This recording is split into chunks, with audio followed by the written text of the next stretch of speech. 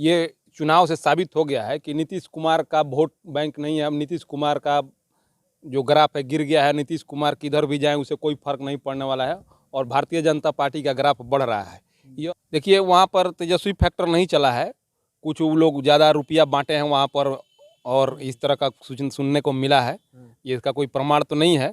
इसके चलते कुछ वोट हमारा कुछ कम हुआ है, लेकिन वोट हमारा कम नहीं हुआ। पिछले बार जो वोट हमको 76,000 मिला था, इस बार 70,000 कुछ वोट मिला है। नमस्कार, मैं हूं रोहित। आप देख रहे हैं हम सबकी सोच। अभी आपने देखा था कि पूरे बिहार में 2 जगह उपचुनाव हुए थे, एक तो मोकामा, दूसरा गोपालगंज में। एक तो वहां पर गोपालगंज की सीट बीजेपी ने जीती थी 1700 कुछ वोटों से, और दूसरा आरजेडी ने जीती थी। लगातार देखा गया कि अब बीजेपी अकेले दम पर चुनाव लड़ी थी, कुछ परिवर्तन देखने को मिला था। जिस समय जब वो गठबंधन में थी, नीतीश कुमार के साथ थी, तो वो नीतीश कुमार के चेहरे पर चुनाव लड़ती थी। लेकिन इस बार जब उन्होंने चुनाव लड़ी बीजेपी, तो एक मुद्दा आता है कि उन्होंने एक सीट हासिल की, और जो अनंत सिंह का सीट था आरजेडी जो जीती थी।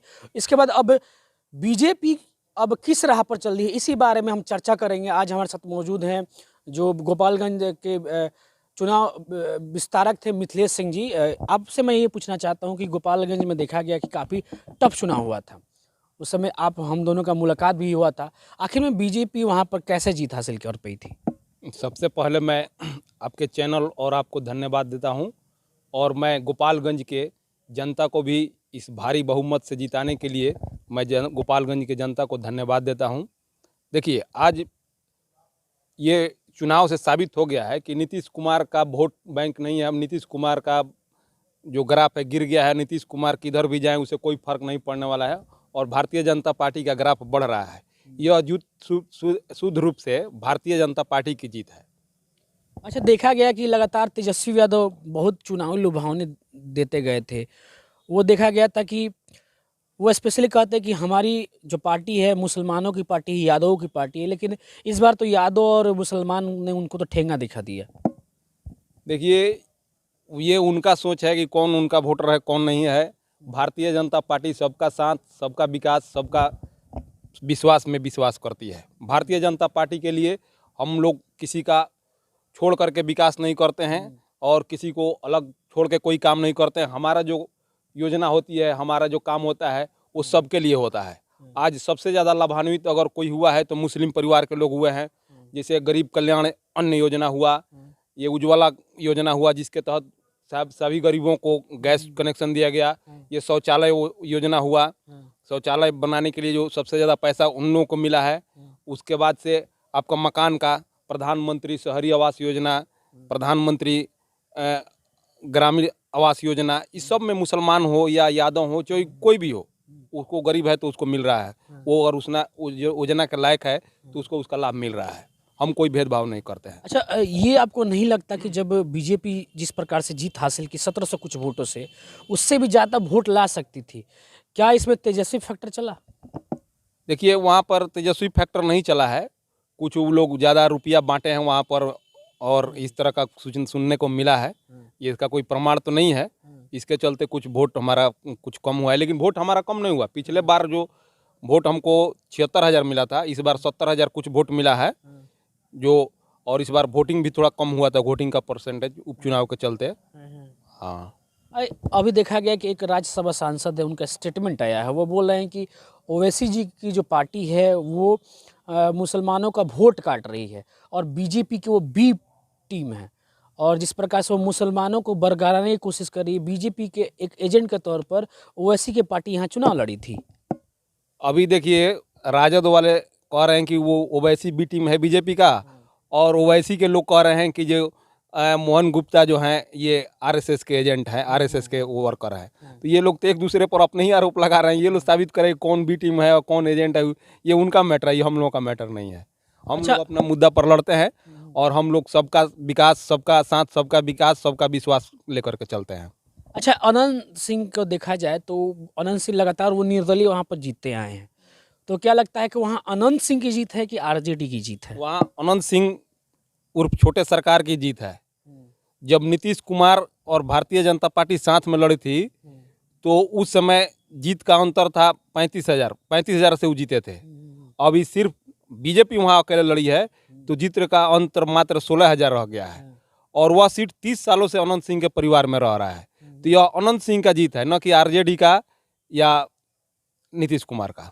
तो अब आरजेडी बोल रही है कि हमने विकास के मुद्दों पर बीजेपी को तगड़ा चोट दिया है, आने वाले लोकसभा चुनाव में हम उन्हें एड़ी चोटी का जोड़ दिखा देंगे।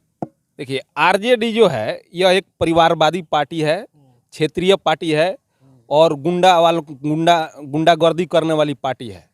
इनका न कोई राष्ट्रवाद से मतलब है, न देश से मतलब है। इनको अपने परिवार को बचाना है, परिवार को विकास के लिए ये पार्टी काम कर रही है।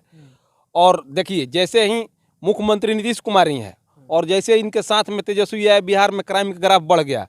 आए दिन रोज आपको सुनने को मिल रहा है कि यहाँ हत्या हो गई, यहाँ अपहरण हो गया, इस व्यवसायी का अपहरण हो गया। माने अपराध फिर चरम पर पहुँच गया है। फिर लोग कह रहे हैं कि तो 90 वाला दशक फिर आ गया है। तो ये आप खुद निर्णय कीजिए कि ये विकास का राज है कि गुंडा राज है या जंगल राज है। वो तो तेजस्वी यादव बोल रहे हैं कि हम ठंडा देंगे आपको, आपके अभी आप आने दीजिए कि हमको आप सही से ठंडाएंगे। और जी तेजस्वी यादव ने नित्यानंद राय जो माननीय गृह मंत्री हैं उनको इस तरह से बोले थे। तो जब एक गृह मंत्री को इस तरह का धमकी मिल सकता है तो आप सोचिए कि सामान्य आदमी का उस राज्य में क्या स्थिति होगी, आप खुद समझ सकते हैं। अच्छा, क्या बीजेपी ये नहीं लगता कि अब थोड़ा सा अगर देखा जाए तो रोजगार के मुद्दे पर बीजेपी थोड़ा पीछे दिखाई दे रही है? लगातार तेजस्वी यादव बोल रहे हैं कि हम तो रोजगार दे रहे हैं, विकास की बातों कर रहे हैं, लेकिन ये बीजेपी जो है वो सिर्फ राजनीति करना जानती है, विकास करना नहीं जानती है। वो धर्म, मजहब या अन्य अगोरे नाम पर वो दूसरों को बरगलाना जानती है। बीजेपी धर्म की राजनीति नहीं करती है, बीजेपी सबको लेकर चलती है। ये लोग अगड़ा पिछड़ा दलित महादलित की राजनीति की राजद करते हैं और 15 साल शासन में लोग रहे हैं, लालू यादव, राष्ट्रीय जनता दल। तो उस समय सबको मालूम है कि किस तरह से अपहरण उद्योग बन गया था, कितना क्राइम होता था और क्रिमिनल लोग चुनाव जीतते थे। जो शरीफ आदमी थे उनका चुनाव जीतना संभव नहीं था। और जो ये लोग इतना बिहार को पीछे ढकेल दिए थे, ना बिजली रहती थी और ना सड़क था, सड़क में गड्ढा कि गड्ढे में सड़क, ये बन गया था कहानी। कहीं कहीं सड़क में लोग धान रोप देते थे दिखाने के लिए विरोध में कि देखिए सड़क है, इसमें धान रोपा जा रहा है। उस तरह स्थिति हो गई थी। तो वो लोग क्या विकास करेंगे, उनको तो जनता देख चुकी है। जब आप गठबंधन में थे 17 साल, तो क्या ये आप जो मुद्दे की बात कर रहे हैं वह बीजेपी दी या नीतीश कुमार ने दिया? देखिए, जो हमारा सरकार में माननीय सुशील कुमार मोदी जी वित्त मंत्री थे, उप मुख्यमंत्री थे और नंद किशोर यादव सड़क मंत्री थे, पथ निर्माण मंत्री और प्रेम कुमार स्वास्थ्य मंत्री। तो जिस क्षेत्र में भारतीय जनता पार्टी के मंत्री थे उसमें देखिए, आप खुद देखिए कितना बढ़िया काम हुआ है। और जो जिस क्षेत्र में उनके मंत्री थे कैसे काम हुआ है। कहाँ, अगर आप लोग मान के चलिए 17 साल सरकार में रहे तो ना स्वास्थ्य व्यवस्था ठीक दिखाई देती है, ना शिक्षा व्यवस्था ठीक दिखाई देती है।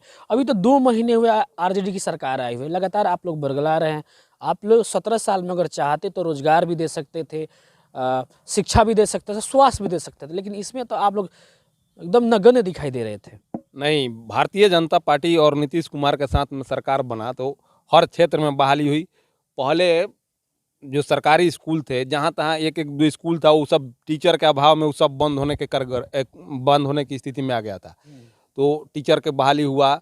आपका स्वास्थ्य के क्षेत्र में आंगनबाड़ी, आशा कार्यकर्ता, डॉक्टरों की बहाली हुई, टोला सेवक, कई सब क्षेत्र में बहाली हुआ है। कोई ऐसा क्षेत्र नहीं है जिसमें बहुत खाली हो जहाँ की बहाली किया जा सकता है। बाकी तो बहाली हुआ ही है। अभी क्या लगता है कि अब बीजेपी अकेले दम पर चुनाव लड़ेगी कि चिराग पासवान के फेस पर चुनाव लड़ेगी? नहीं, भारतीय जनता पार्टी तो चुनाव लड़ेगी अकेले। चिराग पासवान अपने साथ में है। तो क्या कहीं लगता है कि अभी तक आप लोग 17 साल से राजनीति में, जब तक पूरे बिहार में देखा जाए तो बीजेपी जब तक राजनीति की, अभी तक अपना वो मुख्य चेहरा क्यों नहीं दे पाई? आखिर वो कभी नीतीश कुमार के साथ चुनाव लड़ी 17 सालों से, उसके बाद दूसरे से पार्टी से गठबंधन करके बिहार में चुनाव लड़ रही है। आखिर में बीजेपी का नेता कब मिलेगा? देखिए, बीजेपी में नेता की कमी नहीं है, लेकिन हमने नीतीश कुमार को अपना नेता माना था। उनके नेतृत्व में हम चल रहे थे, इसलिए हमने किसी दूसरे को प्रोजेक्ट नहीं किया। जब एक हम मान चुके हैं तो हमारा नेता दूसरे मानने की जरूरत नहीं क्या है। नीतीश कुमार ने हमको धोखा दिया, हमने नीतीश को नहीं छोड़ा। नीतीश वो बोल रहे हैं कि नीतीश कुमार बोल रहे हैं कि वो हमारे वहाँ कोई अस्तित्व नहीं था, कोई कदर नहीं था, वो सिर्फ हमारी पार्टी को तोड़ना जानते थे, वो हमारी पार्टी के विधायकों को तोड़कर अलग सरकार बनाना चाहते थे, गठबंधन तोड़कर। अब नहीं, ऐसी बात नहीं है। नीतीश कुमार का 44 विधायक आने के बाद भी, भारतीय जनता पार्टी बड़ी पार्टी होने के बाद भी, उनसे ज़्यादा सीट आने के बाद भी उनको मुख्यमंत्री बनाया, और ये भारतीय जनता पार्टी की विशेषता है। भारतीय जनता पार्टी ने कभी उनके साथ धोखा नहीं किया, वो धोखा किए हैं, वो छोड़ के गए हैं। और भारतीय जनता पार्टी तोड़ने में विश्वास नहीं करती है, भारतीय जनता पार्टी जोड़ने में विश्वास करती है। नीतीश कुमार तो ये भी बोल रहे थे कि मैं मुख्यमंत्री नहीं बनना चाहता था, लेकिन फिर भी उन्होंने बनाया। लेकिन आपके तो दो दो डिप्टी सीएम थे, इसमें तो एक डिप्टी सीएम है। देखिए, नीतीश कुमार राष्ट्रपति बनना चाहते थे और पार्टी ने उनको राष्ट्रपति नहीं बनाया, इसलिए वो पार्टी से अलग हुए हैं। अब तो प्रधानमंत्री बनने जा रहे हैं। तो आपका अभी एक राज्य में पूर्ण बहुमत नहीं आया, आप लंगड़ी बैसाखी के सहारे चल रहे हैं, और पूरे देश में 33 राज्य है और आप उसमें प्रधानमंत्री बनना चाहते हैं, किसके भरोसे? विपक्ष को तो एक कर रहे हैं ना वो। कहाँ विपक्ष को है? वहाँ देखिए, तेलंगाना के जो मुख्यमंत्री हैं वो अपने अलग प्रधानमंत्री का दावेदार हैं, जिसमें राहुल गांधी कभी उनको नहीं मानेंगे, कांग्रेस कभी उनको नहीं मानेगी। ये आपका अरविंद केजरीवाल को कांग्रेस नहीं मान रही है। वो तो जितने दल हैं उतने प्रधानमंत्री हैं, उसमें सब कोई प्रधानमंत्री का उम्मीदवार है। अच्छा, एक चीज़ मैं आता हूँ मोरबी को लेकर। वहाँ मोरबी में देखा गया कि आपकी बीजेपी की सरकार है, लेकिन फिर भी वहाँ पर छठ पूजा के दिन 150 से अधिक लोगों की मृत्यु हुई थी। आखिर वहाँ के लॉ एंड ऑर्डर पर गुजरात मॉडल की बात करते हैं प्रधानमंत्री जी, आखिर वहाँ का लॉ एंड ऑर्डर इतनी कमज़ोर क्यों दिखाई दी उस दिन? वहाँ के बारे में तो मुझे बहुत जानकारी नहीं है, मैं उस पर ज़्यादा नहीं बोलूँगा। वो जांच का विषय है, जांच चल रहा है। उसके बारे में मैं ज़्यादा नहीं बोल सकता हूँ। तो क्या लगता है कि इस बार जो लोकसभा चुनाव होने वाला है, तो बीजेपी और एलजेपी गठबंधन बना के चुनाव लड़ेगी कि अलग अलग पार्टियों से चुनाव लड़ेगी? नहीं, एलजेपी तो साथ में हमारे हैं, चिराग पासवान जी साथ में लड़ेंगे चुनाव, बीजेपी साथ में लड़ेगी। और अभी तो लोकसभा का चुनाव आएगा, उस समय सब तय होता है। अभी पहले से कोई पूर्व प्लानिंग नहीं है। लगातार हम लोगों ने बिहार की राजनीति पर चर्चा किया और लगातार हम लोग बिहार की एक एक मुद्दों पर बातें करेंगे, जानने का प्रयास करेंगे कि आखिर में बिहार को कैसे बदला जाए। वो चाहे कोई भी सरकार क्यों ना हो, बिहार को बदलना ज़रूरी है, लोगों की राय लेना ज़रूरी है। लोगों में हम लोग जाएंगे और जानने का प्रयास करेंगे कि आखिर में कमी कहाँ है,